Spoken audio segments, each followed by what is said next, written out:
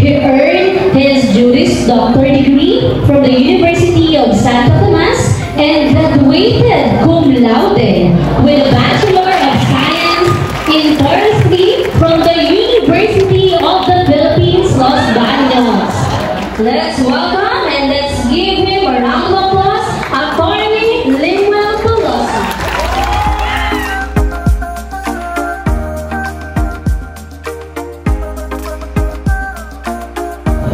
Check po yung driver's license sa ORC.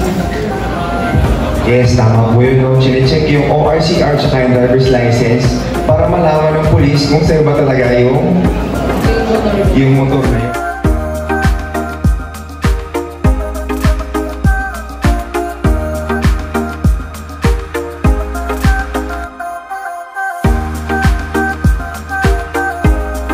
Meron doon specific na criminal act when it comes to cyber hacking. No?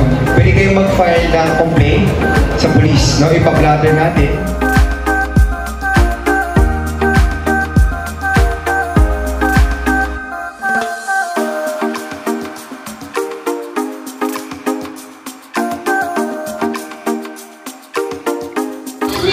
Shout out, Mass Community Society.